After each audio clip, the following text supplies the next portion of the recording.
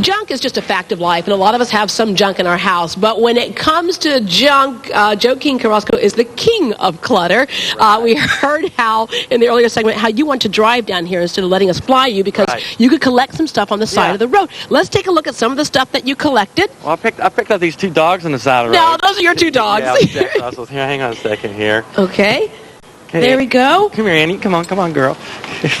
Okay. Here's their son, Peanut. You can come out. Okay.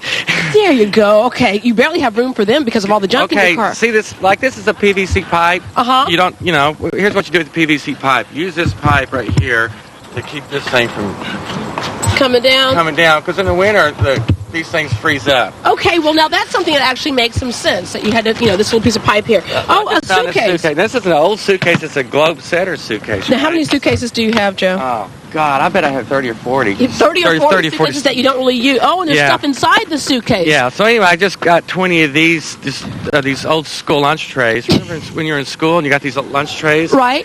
And I tried them out, and they're microwavable. You can microwave with these guys, and it reminds me. Are you really going to use these? I've been using them. Yeah, you've been using. Okay, so we'll give you points for that one because you've been. Well, I kind of use them. You got how often, Joe? Like maybe once every 5 months. Okay. But I got a bunch of these guys. Yeah, you could have a whole sit down. Thanksgiving was probably really good because you had a plate for everybody, huh? We could pretend you're back in the 3rd grade again, and I got about 30 or 40 of these. I don't know what they are. But,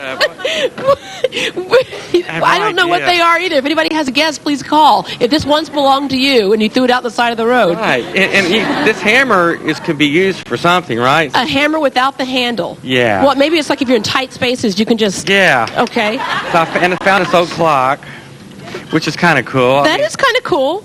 That's neat. It's kind of, okay, Joe, wait a minute. You're joking. Right. I mean, you're joking, but you're joking.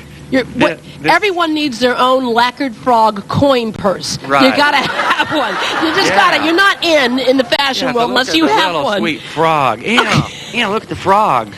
And this is, you know what this is? That's tree bark. This is a palm from a palm tree. And you put it over your head like that from makes a nice hat.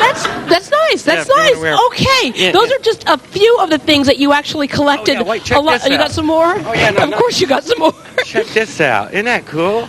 That's really cool. That was an old ashtray. Yeah, but people don't smoke anymore, so you're going to see a lot of these ashtrays because people don't smoke anymore. Right. So what am I going to do with this tray? Make it a planter. Good idea. Yeah, put a plant in it. There you go.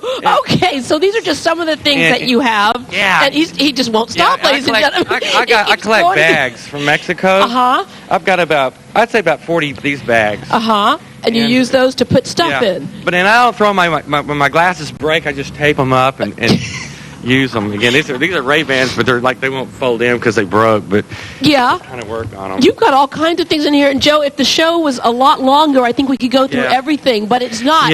Right now, we want to introduce someone who knows exactly what you're going through. Mike Nelson. Hi there, Mike. You've written a book on cluttering and why we clutter and how it's so important that we declutter our lives. And he said earlier he's not so sure that he wants to change. He realizes that there's a problem, but he's not so sure he wants to change. Why do we need to declutter our lives? Well, to simplify our lives and to make our lives more of what we really can be. Because Joe's my brother, but all this stuff is holding him back. Brother in clutter, you mean? Brother in clutter. All this stuff is holding him back from who he really can be. Yeah, and you saw early in our audience, almost everybody raised their hand when I said, how many of you have a room or a garage or whatever that's filled with clutter? Almost everybody raised their hand. What's the difference between most of us who have clutter in our homes and don't like to clean it up and this situation here that Joe has? What Joe's got is he's working real hard to find a justification for everything. Like the fiberglass stand there. It's working? Yeah, it's working, but so does the part that came with the truck. So he doesn't need it. Okay, so getting stuff just to have stuff, and we'll talk a little bit more later on about the psychological reasonings behind a lot of that.